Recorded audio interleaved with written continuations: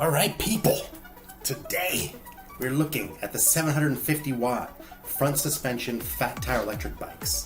And there's a new entrant into the category, the RadRover 6 Plus. And we're going to compare it to the RadRover 5, its predecessor, as well as the Himiway Cruiser and the Aventon Aventure, which are very, very, very similar. So let's take a look at each and talk about its components, its specs. So here we go.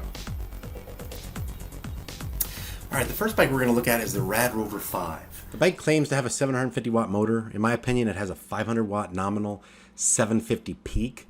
When I had it and I owned it, it peaked at 745 and it didn't have a lot of torque. So that tells me that it probably has a 500 watt. And when they say that it has a 750 watt, they're really saying that's the peak. So it's really a 500 watt masked as a 750. It does have a 48 volt, 14 amp hour battery with 672 watt hours and Samsung cells. It has 5 pedal assist levels. It is the lightest amongst these four we're looking at 69 pounds. It has 7 gears. It has mechanical Tektro Aries brakes with 180 millimeter rotors. That's pretty standard and pretty basic. It does have 26 by 4 inch tires. It has Shimano Acera derailleur, which is actually better, a step up from the standard Altus. So it's actually got some pretty decent gearing, and it has a price of $16.99. So overall, not a bad bike. I just wish it had a more powerful motor. Okay, next up we have the RadRover 6 Plus. It is a new bike. It does have a 750 watt motor. I believe this is true. Electric Bike Review just recently reviewed it, and the reviewer said that it had pretty good torque going uphill, and he was pretty impressed. So I believe it probably does have a 750 watt now. It has the same battery as the 5, 48 volt, 14 amp hour, 672 watt hours with Samsung cells. It has less travel on the suspension fork. You want more travel because it's more comfortable when you lift up on the bike and when you go over rough terrain. So the 5 has 80 millimeters of travel. The 6 Plus only has 60 millimeters. So that's kind of disappointing. It does have 5 pedal assist levels. It's 4 pounds heavier at 73 pounds.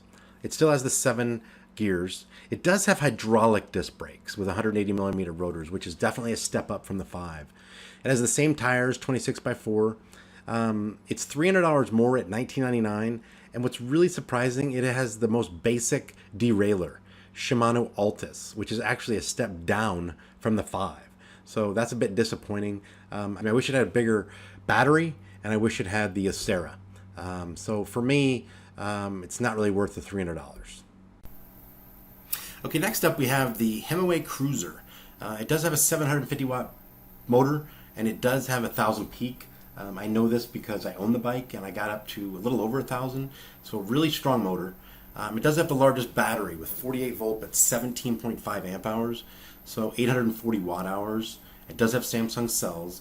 It has the most travel on the suspension fork at 100 millimeters.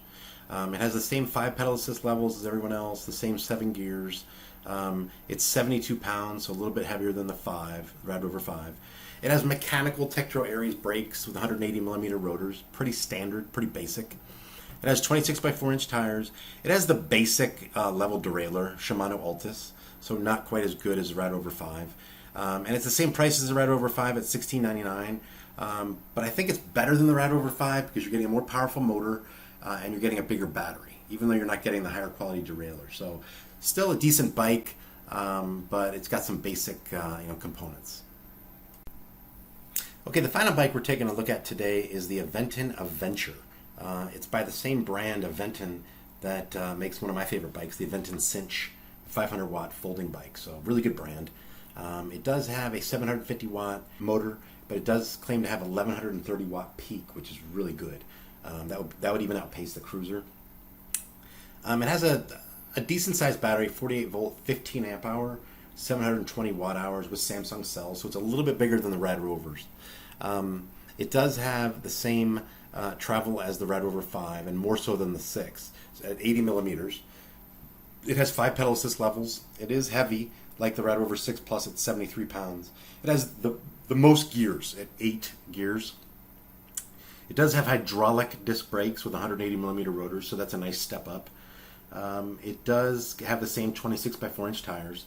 It has the upgraded Shimano Acera derailleur, which is a nice feature.